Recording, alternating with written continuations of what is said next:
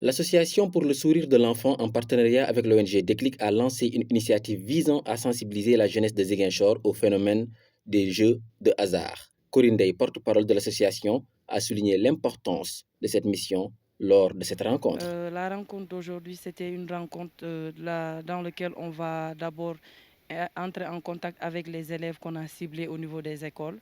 Et en même temps, ça sera une rencontre de partage et de parler du projet en tant que tel.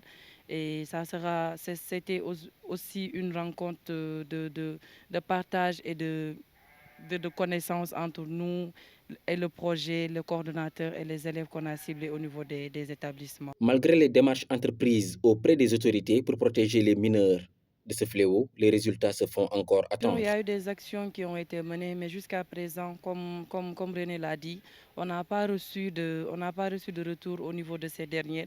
Parce qu'on s'est dit qu'on ne peut pas aujourd'hui parler d'éradiquer ce fléau si la LONASE n'est pas impliquée.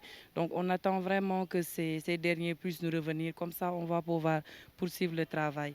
En tout cas, on est en train de tout faire pour que la LONASE puisse vraiment nous donner des réponses concrètes pour pouvoir éradiquer ce fléau. Pour amorcer leur activité, les deux organisations ont réuni une vingtaine d'élèves issus de différents établissements scolaires de la commune. Ces jeunes, qui ont manifesté un grand intérêt pour l'initiative, ont partagé leur expérience personnelle et leurs réflexions sur les risques associés aux jeux de hasard. On a beaucoup appris et c'est une association rentable aussi. Bah, de se focaliser sur l'essentiel, oui, et sensibiliser les jeunes aussi. Pour ma part, je me tiens volontaire. Déjà, je ne connais pas beaucoup de choses dans ces jeux, mais je connais OneSibet qui, je peux dire, qui déconcentre beaucoup d'élèves. Oui, beaucoup d'élèves même. Je dis à l'État de revoir le système éducatif d'abord. Déjà, le système éducatif, c'est pas trop bien. Il y a plusieurs matières accumulées.